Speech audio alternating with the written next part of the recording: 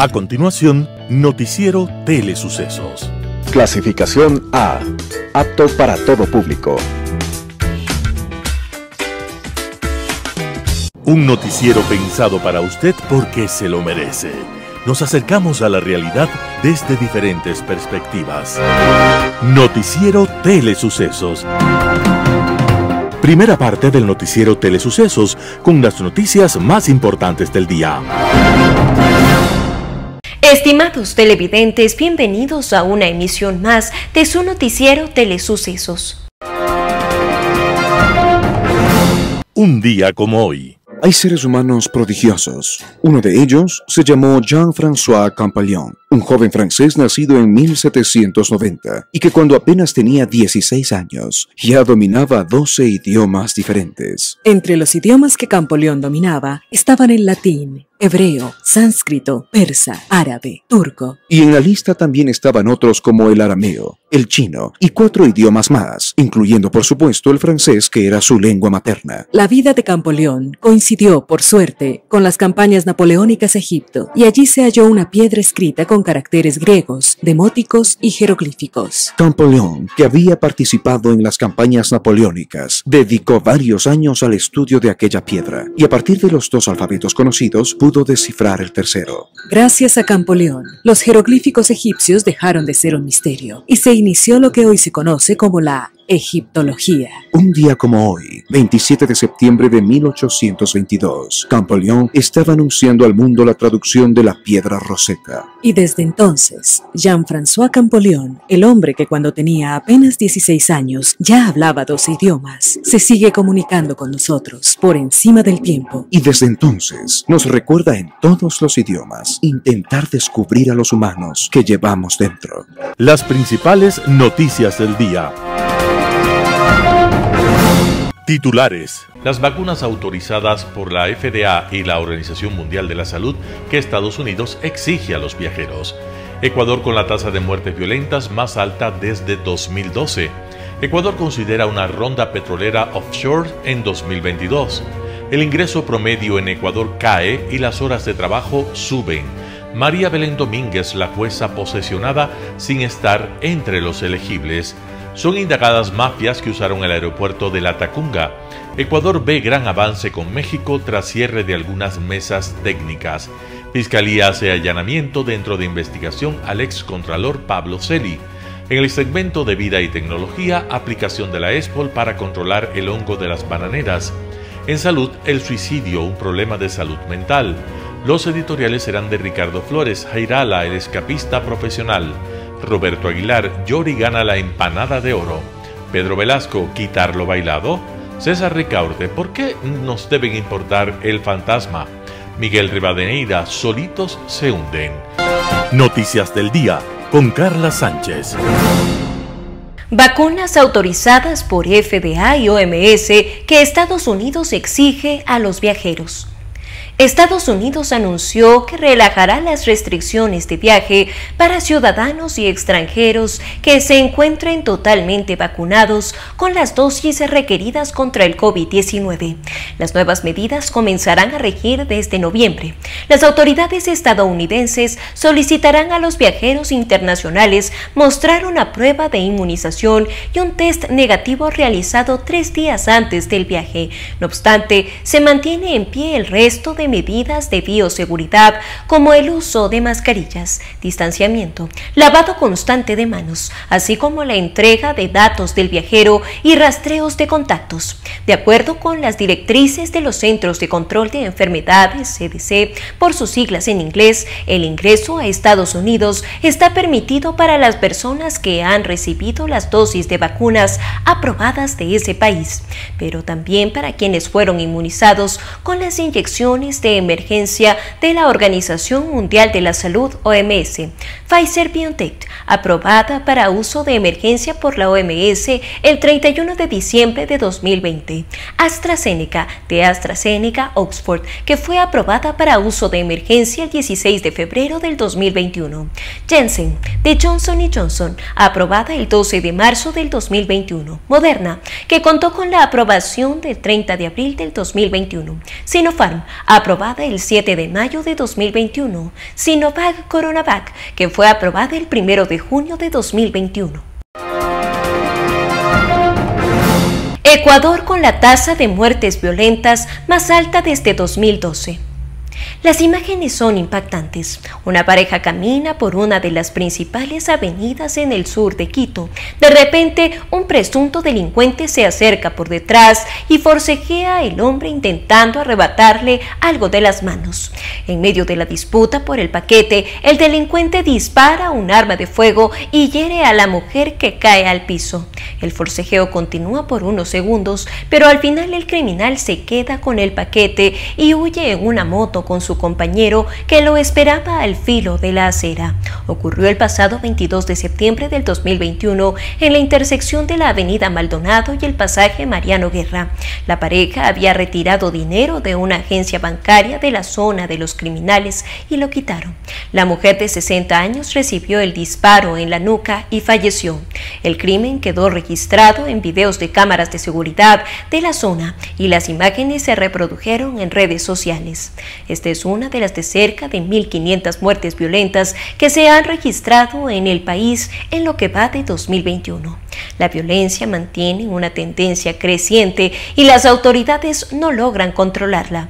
Según los registros del Ministerio de Gobierno, hasta el 31 de agosto de 2021 en el país hubo 1.427 muertes violentas, a falta de 4 meses para que concluya el año. La cifra ya es la más alta que la registrada en los 12 meses de los 7 años anteriores.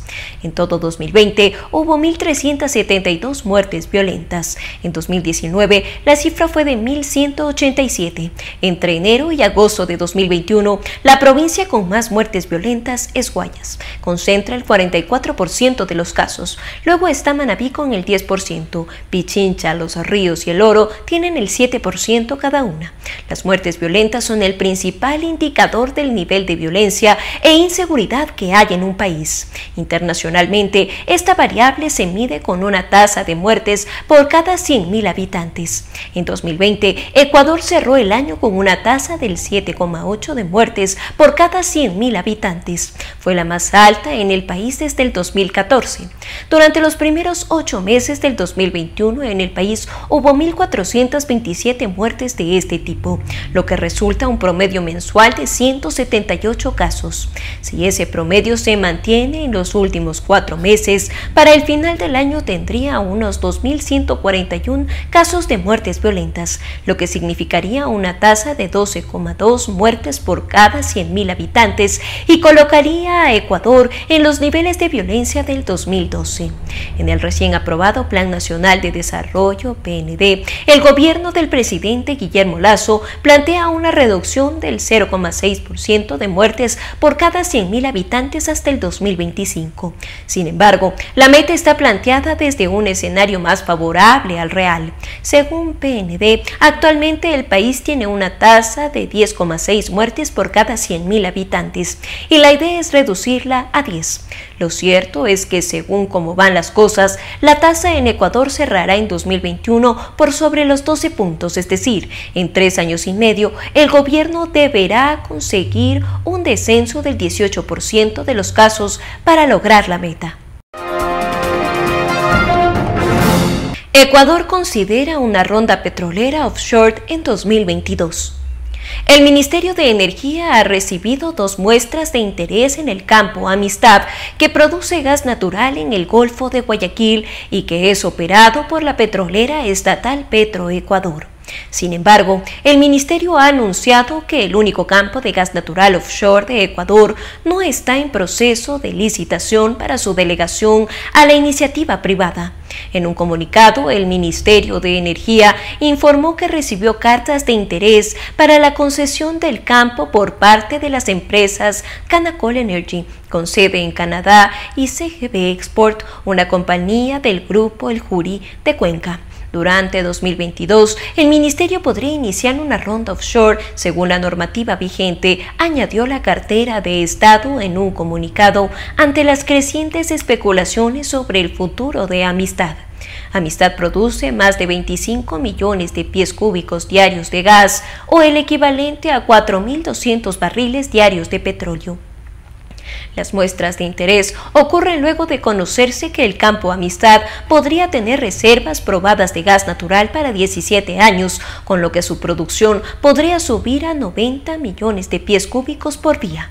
El Ministerio de Energía dijo que por ahora en el portafolio de rondas licitatorias se encuentran contemplados los siguientes procesos con el objetivo de captar inversión privada: Ronda Intercampos 2, Ronda Suroriente, Ronda Intracampos 3.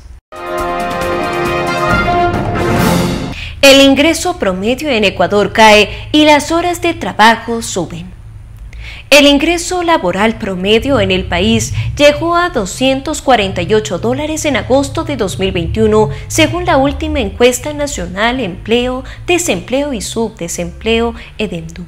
Según significó una caída de $64 frente al promedio de julio de 2021, cuando alcanzó los $312. Si se analiza por sexo, el ingreso laboral promedio de las mujeres registró una leve recuperación al alcanzar $258 en agosto, lo que es igual a un alza de 4% frente a los $248 que promedió en julio. En cambio, el ingreso promedio de los hombres llegó a $300, lo que significó un 14% menos que los $350 que alcanzó en el mes precedente, según el Instituto Nacional de Estadística y Censos INEC. En cualquier caso, el ingreso laboral promedio sigue por debajo del salario básico unificado, que es de $400. La baja del ingreso laboral de los hombres se debe en parte a que quienes obtuvieron un empleo pleno en agosto están recibiendo sueldos inferiores al de otras personas en el mismo segmento del mercado laboral, lo que reduce el ingreso promedio. Por ejemplo, en julio 2 hombres podrían tener ingresos por $700 y $600, lo que daba un promedio de $650. Pero en agosto a esos hombres se sumó otro trabajador con un salario de $400, lo que hizo que en ese ejemplo el ingreso promedio baje a $566. A eso se suma que hay hombres que ingresaron a segmentos del mercado laboral con ingresos inferiores al salario básico, como el empleo no pleno y el empleo no clasificado. El INEC establece que el empleo no pleno incluye a las personas con trabajo que perciben ingresos inferiores al salario mínimo o trabajan menos de la jornada legal, pero no tienen el deseo y disponibilidad de trabajar más. En cambio, el empleo no clasificado agrupa a las personas con trabajo, pero que por falta de información no pueden ser parte del empleo adecuado, inadecuado o no remunerado. El INE considera que lo ideal sería comparar la variación del ingreso laboral promedio en términos anuales por temas de estacionalidad, pero en agosto de 2020 no se publicaba el EDEMDU de forma mensual. Aumentan las horas de trabajo.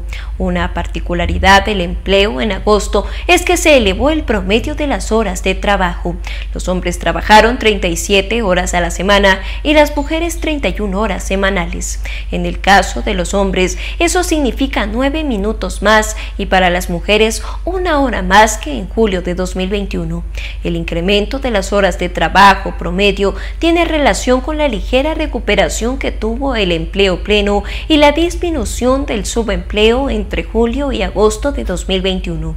El Instituto Nacional de Estadística y Censos INEC considera que una persona tiene un empleo pleno o adecuado cuando percibe ingresos laborales iguales o superiores al salario mínimo, que es de $400. Trabaja 40 o más horas a la semana, independientemente del deseo y la disponibilidad de trabajar horas adicionales. Gana un salario mínimo o más por mes. Trabaja menos de 40 horas, pero no desea trabajar horas adicionales. María Belén Domínguez, la jueza posesionada sin estar entre los elegibles. El fallo de la jueza María Belén Domínguez, quien aceptó parcialmente una acción constitucional de protección interpuesta por el alcalde de Quito, Jorge Yunda, no solo puso en disputa la titularidad de la alcaldía, además generó una investigación por parte del Consejo de la Judicatura CJ y la Fiscalía, tanto por su decisión como por su designación como titular del Juzgado de Violencia contra la Niñez y la Familia. La decisión en el caso Yunda ha proyectado una sombra sobre la funcionaria judicial que desde el 9 de julio del 2021 se encuentra suspendida de sus funciones y sin remuneración por disposición del Consejo de la Judicatura. El organismo abrió un expediente administrativo en su contra a solicitud de Jessica Jaramillo, representante del Frente de Profesionales por la Dignidad de Quito, colectivo ciudadano que inició el proceso de remoción en contra de Yunda.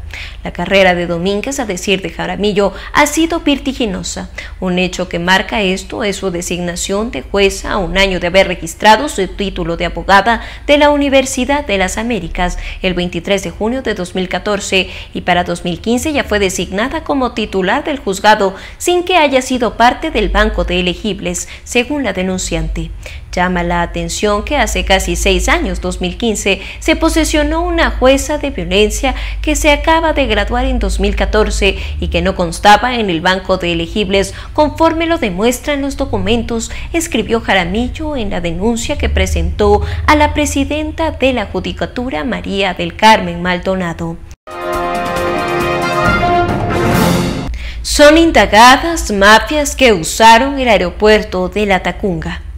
Eran mediados de octubre del 2020 y a las 9 horas despegó un Boeing 737 desde el aeropuerto de La Tacunga con destino a México.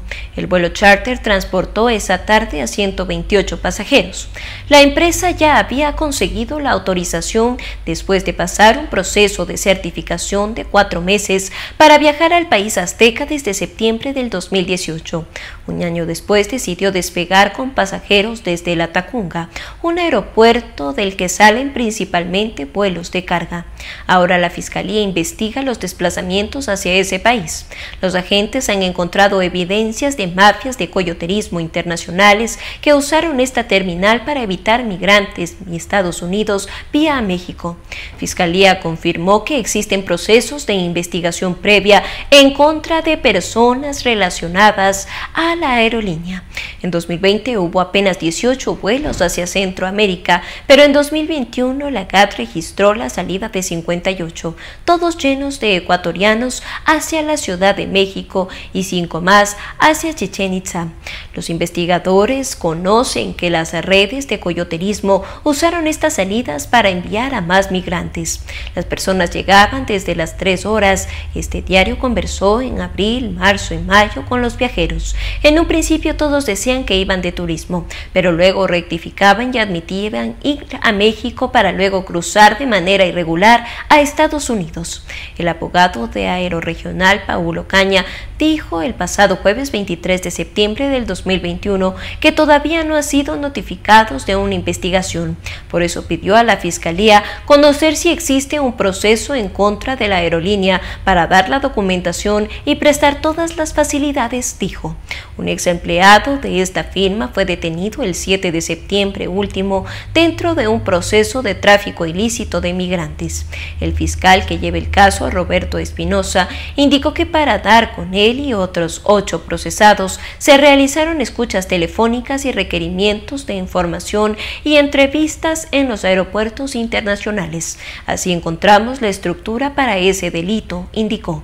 Al momento se investiga si existen más trabajadores de la aerolínea involucrados, pues la Fiscalía conoció que el ex empleado informaba al cabecilla de los coyoteros sobre los espacios disponibles de los aviones para ir a México y con el valor de los tickets. Desde junio, las operaciones de la empresa hacia Centroamérica se dan desde el aeropuerto de Quito.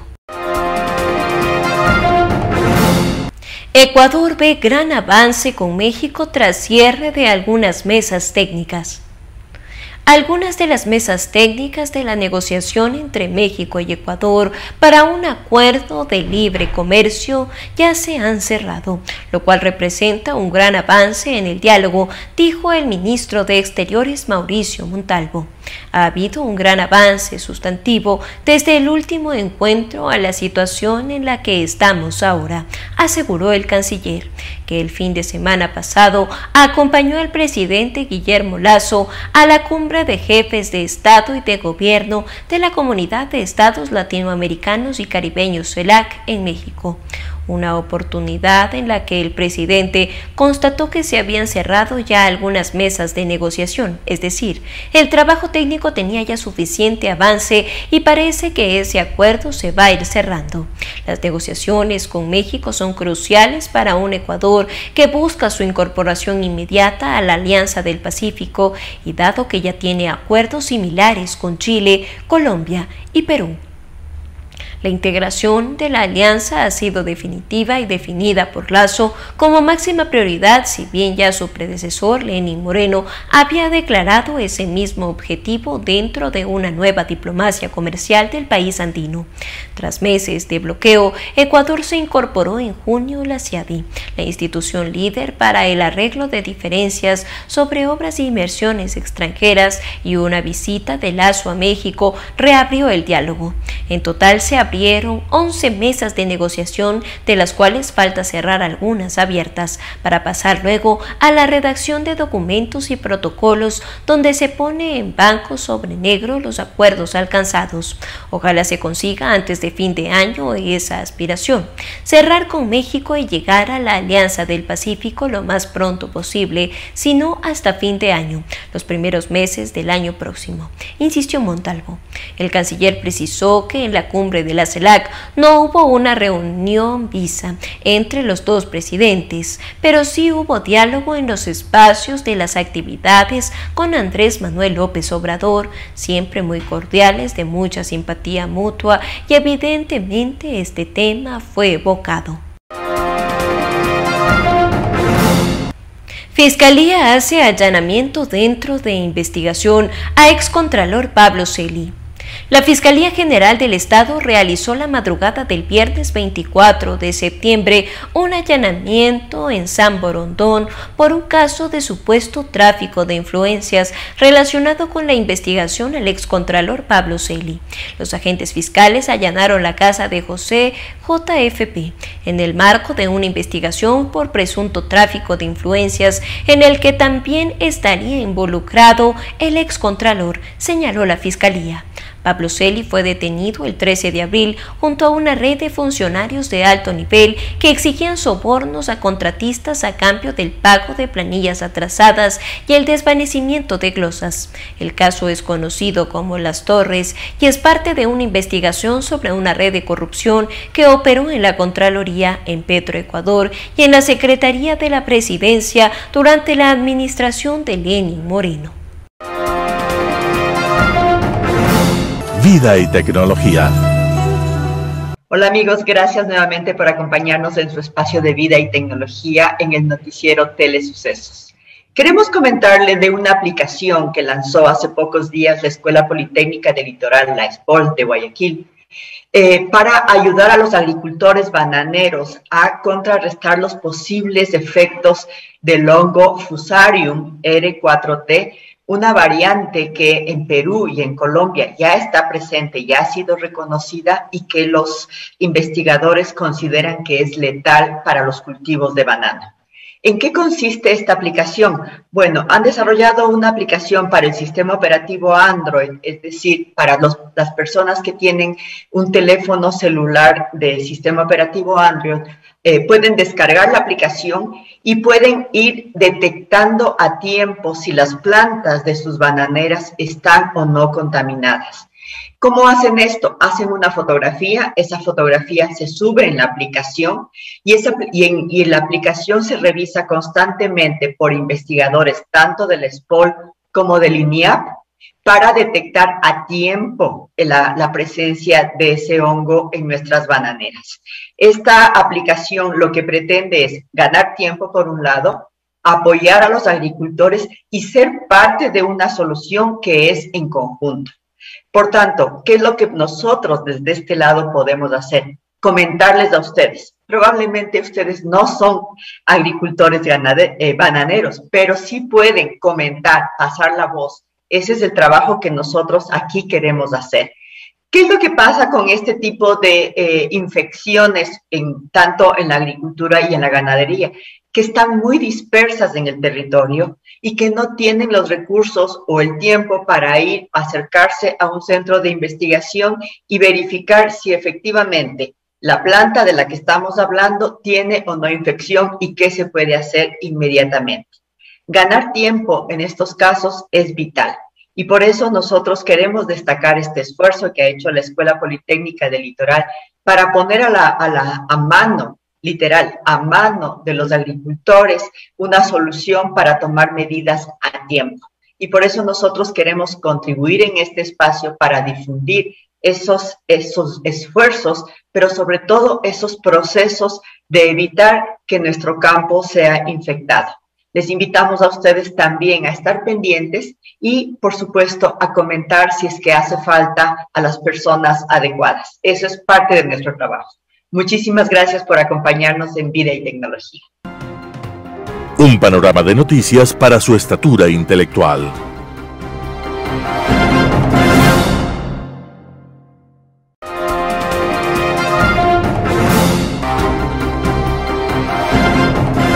Durante el mes de septiembre y específicamente el 10 de septiembre, a nivel del mundo, la Organización Mundial de la Salud ha buscado concientizar sobre el suicidio. Y es que realmente cada vez más encontramos casos de suicidio y nuestro país no deja de ser la excepción. En lo que va de este último trimestre, aproximadamente han aumentado entre el 22 al 27% de suicidios comparado con el año anterior. Y esto realmente es alarmante. La pandemia ha generado todavía más condiciones de personas en situación de vulnerabilidad que cometen suicidio. Y además, un gran número de niños y adolescentes también se encuentran dentro de las estadísticas, siendo de hecho en nuestro país la principal causa de muerte entre los adolescentes el suicidio. Esta situación realmente es muy alarmante y nos llama a pensar qué estamos haciendo para prevenir estas situaciones. Primero, es importante entender que el suicidio no es una condición de la persona por llamar la atención, por tratar de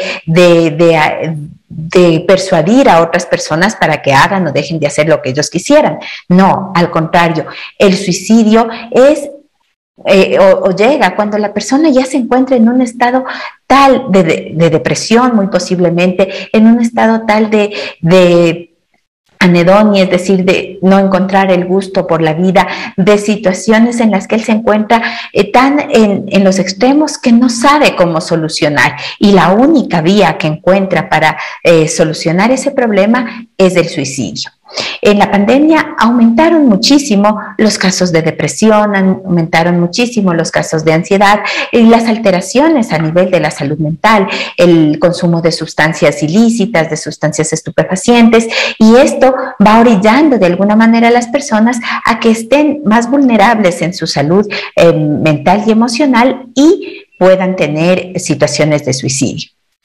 Por eso es importante que nosotros seamos capaces de identificar a nuestro alrededor, a nuestros familiares, a nuestros hijos de pronto, si es que están teniendo algún tipo de comportamientos extremos, por ejemplo, aislarse totalmente de la interacción social, no querer compartir con otras personas, cambios en su estado de ánimo, de sueño, de vigilia en la alimentación, si es que están hablando reiterativamente de la muerte, cuando ellos falten y demás, pueden ser señales de alerta que nos den cuenta de que algo está pasándole a esa persona que no sabe cómo expresar, pero que es un grito de ayuda desesperado.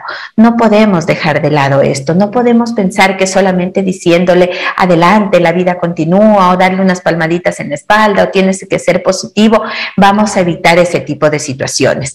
Cuando decimos que cuando una persona llega a este tipo de condiciones es porque ha atravesado ya un largo proceso de no saber qué hacer. Muy posiblemente la depresión se ha enraizado en ellos, y la depresión no es un estado de ánimo, es una enfermedad y requiere ser tratada por profesionales. La familia puede ser un sostén, un pilar de apoyo para este tipo de personas, pero cuando en ocasiones la familia tampoco brinda esas condiciones, entonces tenemos que buscar otro tipo de ayudas externas que permitan contener a la persona y le permitan reorientar su vida hacia otros objetivos, que le permitan también tener un tratamiento o un acompañamiento apropiado. Pensemos que la situación de la pandemia ha provocado grandes efectos a nivel físico de las personas, pero también a nivel emocional. Situaciones de pérdidas, de desempleo, de abandono, de violencia intrafamiliar han ido orillando muchas personas a que tomen este tipo de decisión. Y es importante como sociedad empezar a prevenir también para que estas cifras no sigan aumentando en nuestro país. Muchas gracias. Editorial. Jairala, el escapista profesional, por Ricardo Flores de Cuatro Pelagatos. El exprefecto del Guayas, Jimmy Jairala, parece haberse convertido en un escapista profesional. Desde hace muchos años pesan varias denuncias de corrupción relativas a su gestión cuando estuvo al frente de la prefectura del Guayas, sin que hasta la fecha las investigaciones llevadas a cabo por las autoridades de control hayan arrojado resultados. Basta recordar la campaña para la prefectura del Guayas del año 2014, en la que el entonces candidato por Creo, César Monge, presentó varias denuncias contra Jairala por hechos relacionados con su gestión, y el resultado fue que Jairala, como buen discípulo de Correa, presentó 235 denuncias por injurias contra Monge y pidió una indemnización de $250 millones.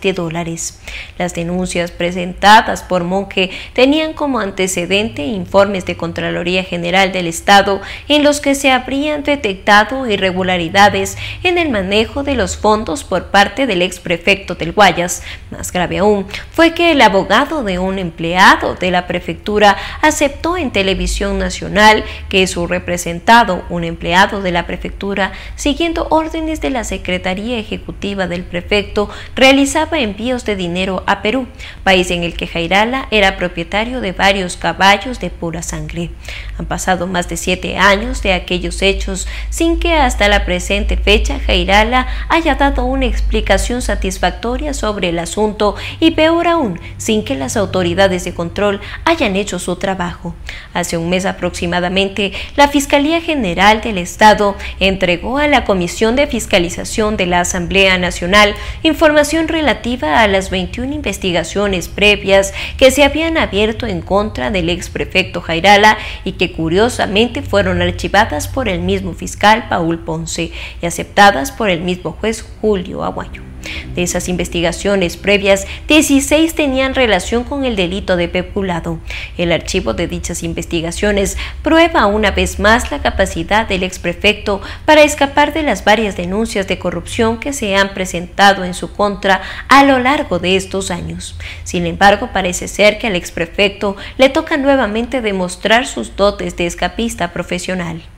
Se publicó que el 21 de septiembre en un informe en el que denuncia que 5 empresas relacionadas a una exfuncionaria de la prefectura del Guayas recibieron contratos valorados en más de $1,2 millones durante la gestión de Jairala. El informe demuestra cómo se utilizaron nombres de personas que nunca trabajaron para las compañías adjudicatorias de los contratos, y en otros casos se pusieron a empleados o familiares de empleados que trabajaban para la abogada Olga María Aucar, quien fue asesora del exprefecto Jairala y tuvo cargos en 2 empresas públicas de la prefectura del Guayas durante la administración de Jairala. Según indica la madre de la contadora general de las compañías adjudicatorias de los contratos, la persona que se encontraba detrás de ese conglomerado de empresas era precisamente Aucar. La Fiscalía ha abierto una investigación previa relacionada con uno de los contratos cuestionados. No obstante, se espera que las investigaciones por la adjudicación de los demás contratos deriven en el inicio de nuevas causas. Habrá que ver si esta vez, según fiscal, se anima a archivar todas las investigaciones previas por estos hechos. Jairala, un entusiasta seguidor de las carreras de caballos, apostó al caballo perdedor en las últimas elecciones. Su movimiento Centro Democrático se alió con el correísmo para apoyar a Andrés Arauz, augurando que un triunfo del pupilo de Correa le habría asegurado continuar su senda de escapista. Sin embargo, el triunfo de Guillermo Lasso trastocó sus planes. La Fiscalía General del Estado está en la obligación de continuar con las investigaciones respectivas y parece que ha llegado el momento en el que el exprefecto deberá defenderse de las graves acusaciones que pesan en su contra y dejar de esconderse detrás del micrófono de su programa radial. Hasta los mejores escapistas llegan a un callejón sin salida y parece que Jairala finalmente se ha topado con el suyo. Por Ricardo Flores de 4 Pelagatos.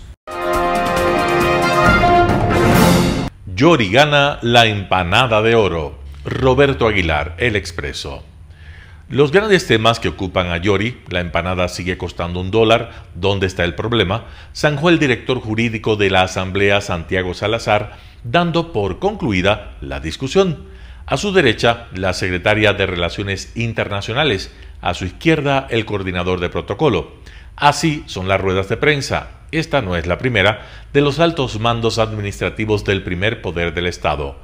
La presidenta Guadalupe Llori los moviliza con urgencia, los pone a elucubrar alambicadas explicaciones, le manda a producir videos o presentaciones en PowerPoint y los coloca en la sala de los presidentes, la de las grandes solemnidades, para abordar asuntos del máximo interés público. Ayer fue el estado de los frenos de su carro.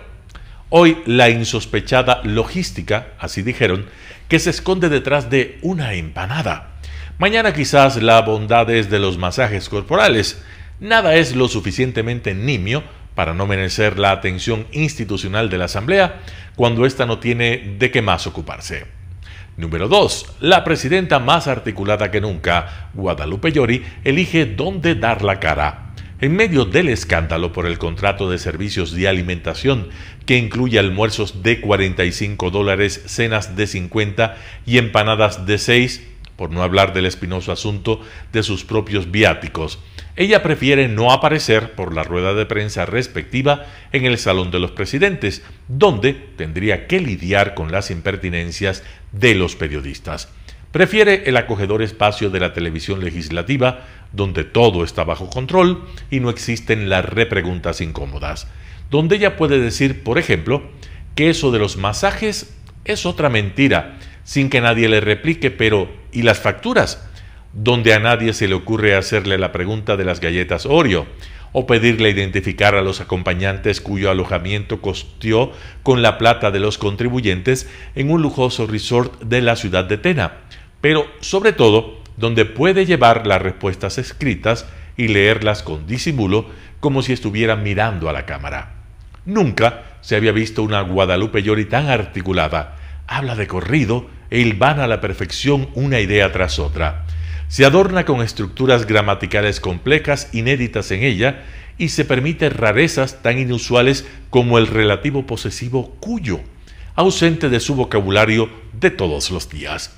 Debe sentirse tan segura que decide mirar a la entrevistadora en un alarde de naturalidad y cuando vuelve los ojos a la cámara o al teleprompter, ya se ha perdido del renglón. ¿Por dónde iba? Número 3. La conspiración de las redes sociales. Ya suspendió la presidenta la ejecución del contrato de servicios de alimentación que incluye las empanadas de $6 y pidió una auditoría de la Contraloría General del Estado. Más aún, ya suspendió todos los procesos en marcha, igual que hizo antes con el de la compra de sus carros, y dirigió un oficio a sus jefes administrativos, 21 en total, lo cual debería ser un escandalete por sí solo, pidiéndoles que le presenten la renuncia. Si hay culpa que asumir, será de alguno de ellos, ese es el mensaje. Pero no hay culpa. Contratos como ese se han hecho siempre. Contratos como ese los hace todo el mundo, incluyendo la Cancillería, que hasta llega a pagar precios más altos por sus empanadas. Averigüen cuánto pagan en Carondelet por las suyas, sugiere Salvador Quispe, quien de un tiempo a esta parte luce dispuesto a justificar todo lo que haga su presidenta. El problema real, el problema de fondo, no es que haya todo un sistema de contratación institucional público en el cual pagar $6 por una empanada resultará cosa más normal. El problema es que hay, en palabras del recién renunciado director jurídico Santiago Salazar, una estrategia de descrédito a la Asamblea Nacional. Hay que preguntarse por qué. Campaña de desprestigio, dice la presidenta, y culpa a las redes sociales. No cederemos a las presiones, ni cederemos a que nos pongan agenda, ni tampoco a las campañas montadas en contra de esta noble institución. Así se revuelve de las iras Guadalupe Llori, mientras acusa a Fernando Villavicencio de ser Chucky. Oyéndola jurar en términos tan enérgicos y tan perentorios, cuesta darse cuenta de que está hablando de empanadas. Número 4. La logística detrás de una empanada. No es que compramos una empanada más un servicio logístico, se extrema el director jurídico en la rueda de prensa en que le pusieron a defender lo indefendible. Es decir, la empanada sigue costando igual $1, pero si se le suma la mesa en la que está servida, el mantel que cubre la mesa, el mesero que la lleva y el cuchillo que la corta, el costo de la empanada alcanza con naturalidad los $6, y burro es quien no lo entienda. No lo dijo con esas palabras, pero habló en tal tono que fuera como si las dijera. ¿No se ha dado cuenta el funcionario de que los restaurantes que venden empanadas de $1 también tienen mesas, manteles, cubiertos y meseros?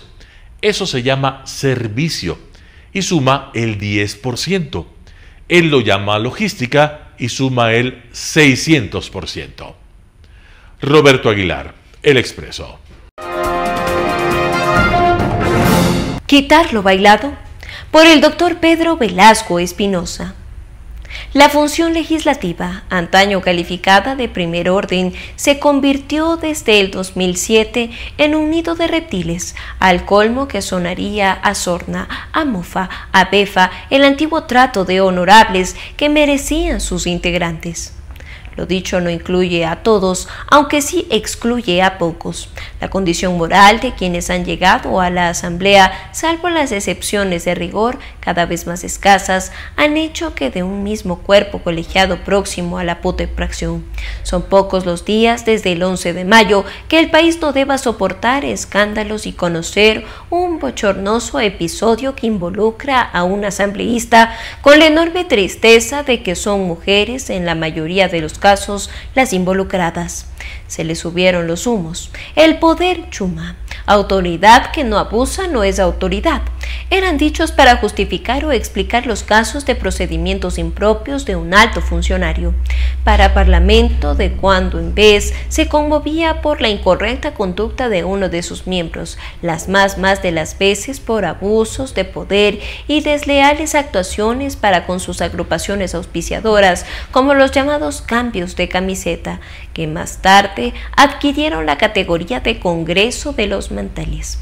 Mas nunca jamás el país hubo que contemplar, como ahora contempla perplejo, las hasta domésticas indelicadezas, las desfachateces, expresiones sacadas de contexto, los pedidos de coimas, la viveza del abuso en crudo y en cocinado, como el último escándalo de los menús más allá de las alitas de pollo.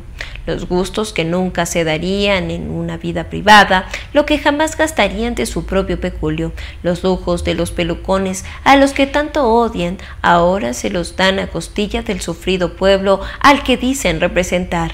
hospedajes en suites VIP, almuerzos de 5 platos con cucharas de plata servidos de catering que jamás contratarían para un acto social suyo. Ahora se los permite sin recato alguno. El dispendio llega al colmo de que la Lupita pida reembolso de gastos incurridos en ofrecer a su comitiva alojamiento con extravagancias indignantes como masajes a un costo en el cual una familia de su propia comunidad podría comer durante un mes, $5 a $32 cada uno, el promedio de ingresos del mejor pagado profesional. El médico cirujano es de $4.000 mensuales. Un asambleísta alfabeto a medias gana $6.000. Si existe una burocracia dorada, inútil, pomposa, es aquella de la asamblea, al punto de que para esconder la basura debajo de la alfombra, sin más ni más, se cancela a una veintena de asesores y con ello se pretende quitar lo bailado. Por el doctor Pedro Velasco Espinosa. ¿Por qué nos debe importar el fantasma? César Ricaurte, 4 Pelagato. Perplejidad, silencio, evasivas, el consabido yo no fui, fue el de ayer, y el aún más preocupante es una cuestión formal, de trámites o de papeles. Así podemos categorizar las reacciones de los actuales funcionarios gubernamentales, especialmente de telecomunicaciones, frente a la investigación presentada por Fundamedios y 4 Pelagatos sobre las frecuencias concedidas al fantasma González. La ministra de Telecomunicaciones, Viana Maíno, por ejemplo, nos dijo en una entrevista televisada por Teleamazonas que el tema está en revisión administrativa, que, faltaba más, cualquier concesionario tiene derecho a apelar y a que se resuelvan sus apelaciones. Y por supuesto que así es, pero reducir ese tema a un mero asunto de papeles que vienen y van, a un mero y normal trámite administrativo, es un severo error que se ha ido repitiendo gobierno tras gobierno.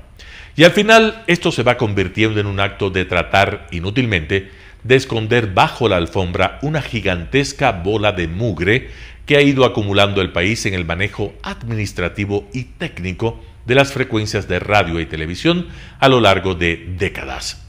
Vamos a tratar de explicar el tema y ojalá la ministra Viano y los bien intencionados funcionarios del gobierno de Guillermo Lasso entiendan a lo que se enfrentan.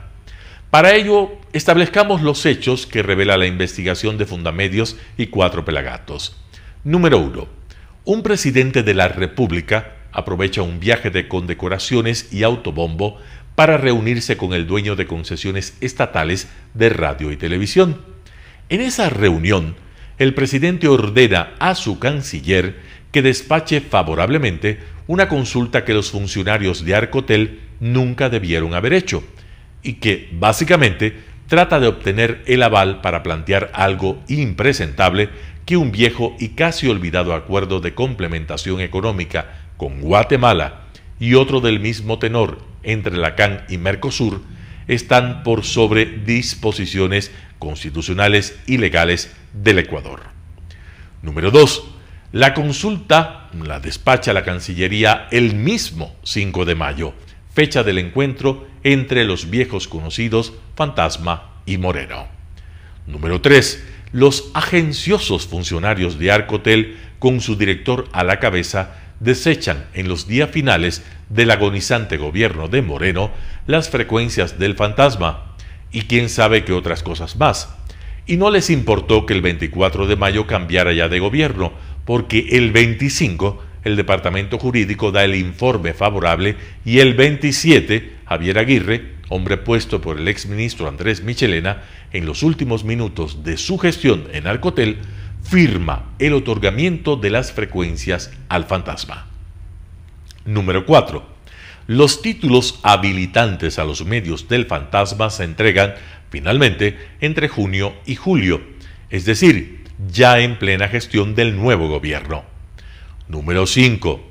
Por si no se han dado cuenta, esto significa que le metieron un golazo al nuevo gobierno. Número 6. Game over, ¿o no? El tema es que la presencia del fantasma González y su estructura empresarial en el Ecuador es una amenaza permanente para la industria de los medios en el Ecuador. No entender eso es tener la mirada muy corta. Estamos ante un grupo empresarial que hace de la maniobra y el chantaje político su estrategia de negocios, lejos de la sana competencia. Eso, traducido al entorno de medios, es un atentado en contra del derecho a la libertad de expresión en sus tres dimensiones: individual, social y estructural. En otras palabras, limita la posibilidad de los ecuatorianos de expresarse pluralmente y, de hecho, las prácticas del fantasma y sus operadores se convierten en una severa amenaza en contra de las instituciones democráticas a las cuales socava y corrompe. Si yo fuera un empresario de medios, sería el primer interesado en cortar la agresiva presencia del fantasma en el sector, pues sus tácticas de crecimiento, acumulación y dominio del mercado no se basan en el respeto a las reglas del juego, ni tampoco existe ningún interés en vincular las ganancias de sus negocios de medios al desarrollo democrático. Todo lo contrario, su comportamiento es el de un depredador. El mejor ejemplo es lo que está ocurriendo con el comercio y su decadencia sin freno. No es una mera hipótesis, solo miremos lo que sucede en Nicaragua, donde el fantasma es el socio de los hijos del dictador Daniel Ortega en el plan de control y dominio de los medios independientes, elemento central en la actual deriva dictatorial de ese país.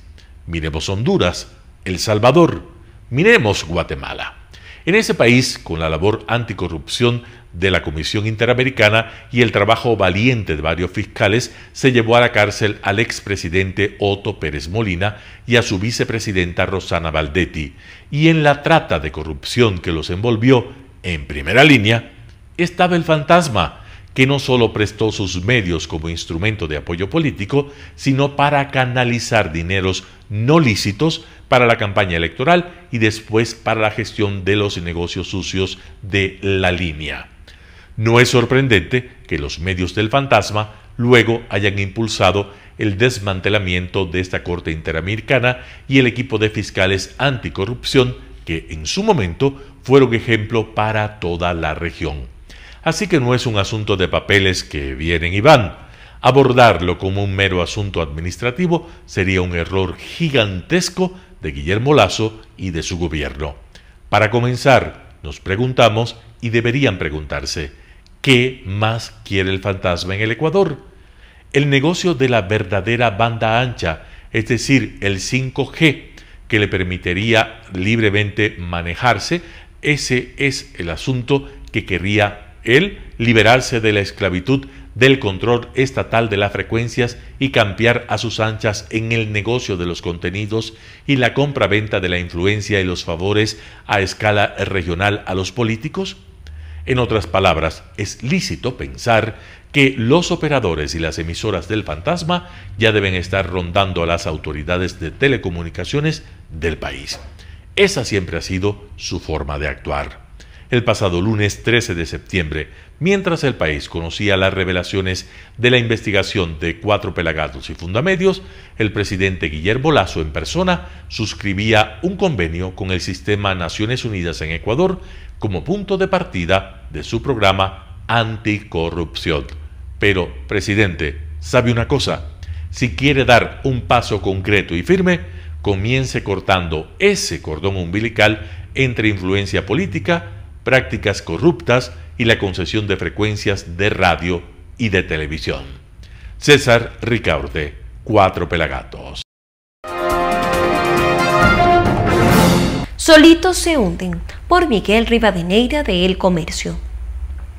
En la Asamblea Nacional día a día salen a la luz nuevas denuncias y acusaciones entre una parte de sus miembros, no todos, por cierto, de supuestas graves irregularidades y presuntos cobros de diezmos, dinero y gestión de cargos, corrupción rampante y violaciones a la Constitución y a la ley de la función legislativa.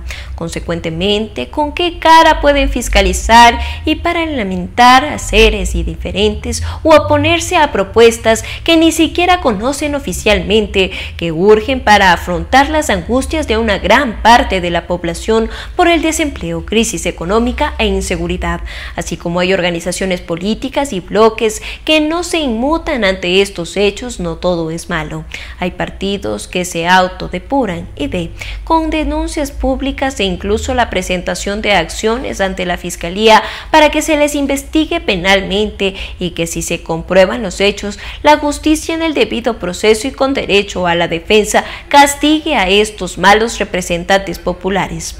Una autoridad de la legislatura expulsada del Partido Naranja, salpicada de corrupción y con prepotencia, ha seguido actuando y votando junto a la máxima autoridad como si nada hubiera sucedido.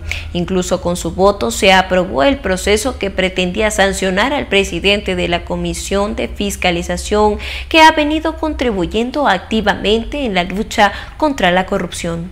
¡Qué ironía en la Asamblea! Otro legislador señalado por la misma organización por supuesta concusión y cobro de dinero en tan poco tiempo de ejercicio de la función y cuyo caso también ha sido presentado ante la Fiscalía.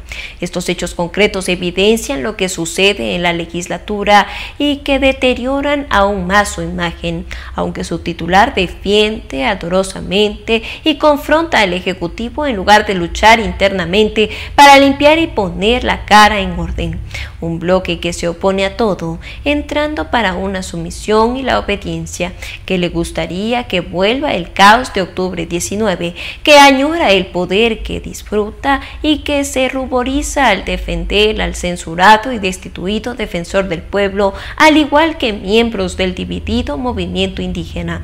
No les importó que se deteriorara aún más su imagen ante el país. Tampoco se puede entender que se junten alrededor de quien incumpliera sus funciones, llamando a defender los DDHH y que fuera acusado de algo grave, usar violencia contra una mujer, evidenciado por videos para registro histórico, y de un presunto abuso sexual. Por ello está en la cárcel.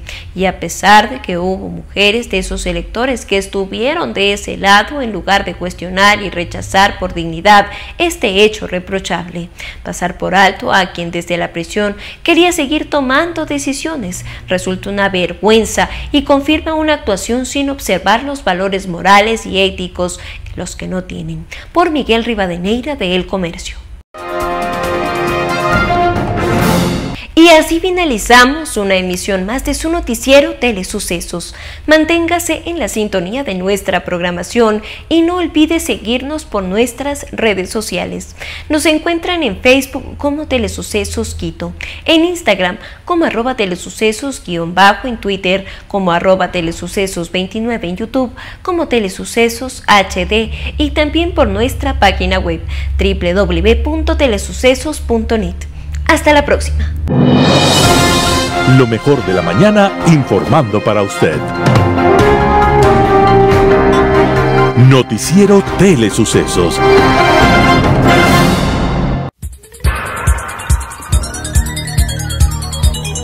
Las opiniones vertidas en este espacio por la producción y dirección del programa son de exclusiva responsabilidad de sus autores y de quienes intervienen en ellos.